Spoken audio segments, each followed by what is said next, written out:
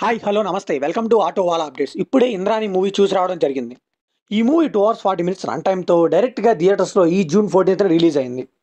ఏంట్రా వీడియో ఇంత లేట్గా రివ్యూస్ ఇస్తున్నాడో మీకు అనుకోవచ్చండి. కాకపోతే నాకు కూడా వర్క్ ఉంటుంది. వర్క్ అయిన తర్వాత ఈవినింగ్ షోస్కి వెళ్తూ ఉంటాను.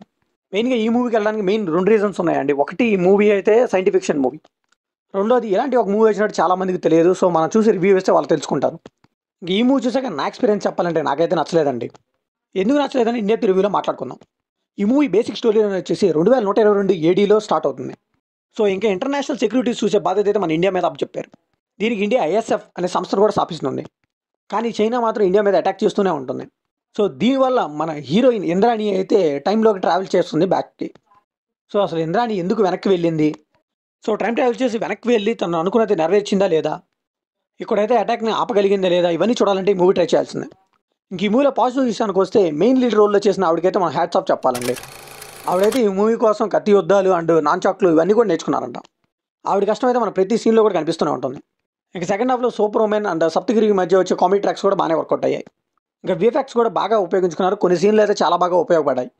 ఎస్పెషల్లీ సెకండ్ హాఫ్లో అయితే కొన్ని హై మూమెంట్స్ అయితే ఉన్నాయండి. ఇంకా యూట్యూబర్ దీప్తి సునైనా గారు కూడా ఇందులో ఒక క్యారెక్టర్ చేశారు. ఆవిడకి సప్తగిరి గారి మధ్యలో వచ్చిన సీన్స్ కూడా చాలా బాగా పేలాయి.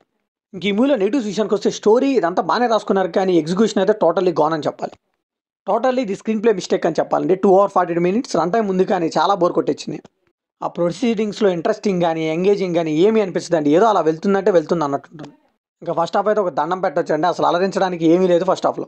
ఇంకా సాంగ్స్కి అయితే ఒక దండం పెట్టొచ్చండి. అవి అయితే అసలు స్టోరీకి ఒక స్పీడ్ బ్రేకర్ లాగా ఉన్నాయి. వినడానికి ఒక్క సాంగ్ అంటే ఒక్కటి కూడా బాగాలేదండి.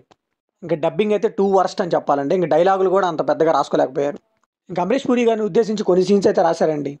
పూర్తిగా ఆయన డైలాగ్ మాడ్యులేషన్ అదంతా ఉపయోగించుకున్నారు, కానీ అది చెడగొట్టారని చెప్పాలి.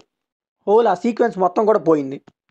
వీళ్ళు ఎలా రాసుకున్నారో నాకు తెలియదు, కానీ ఎగ్జిక్యూషన్లో అయితే మాకు క్లియర్గా కనిపించేస్తుంది ఇది వర్కౌట్ అవుతుంది. ఇంకా దీనికి సీక్వెల్ కూడా అనౌన్స్ చేశారండి, ఇంద్రాణి 2 అని చెప్పి. ఫస్ట్ పార్టే బాగాలేదు, ఇంక సెకండ్ పార్ట్ ఎవరు చూస్తారు చెప్పండి. ఇంకా ఈ మూవీని చాలా వరకు ఎడిట్ చేయొచ్చండి. బీజిఎం కానీ సినిమాటోగ్రఫీ కానీ ఏది కూడా అప్ టు ద మార్క్ అయితే లేదు. వీళ్ళు స్మోకింగ్ యాడ్ ఎండ్ క్రెడిట్లో పెట్టిన క్రియేటివిటీ అయితే మూవీ మీద పెట్టుంటే చాలా వర్కౌట్ అయ్యేది. సో ఫైనల్గా ఈ మూవీకి మనం ఇచ్చే వర్డిక్ట్ ఏంటంటే, మీరు బాగా ఖాళీగా ఉన్నా కానీ ఈ మూవీ మాత్రం వెళ్ళాల్సిన పని లేదు. ఈ మూవీలో కొన్ని విఎఫ్ఎక్స్ అండ్ కొన్ని కామెడీ సీన్స్ తప్పితే ఇంకేమీ లేదండి. సో ఇది కంప్లీట్ నా ఒపీనియన్ మాత్రం. మరి ఈ మూవీ మీకు ఎలా అనిపిస్తుంది కంప్లీట్ షేర్ చేసుకోండి, లైక్ చేయండి, షేర్ చేయండి, వెళ్ళే ముందు సబ్స్క్రైబ్ చేసుకోండి.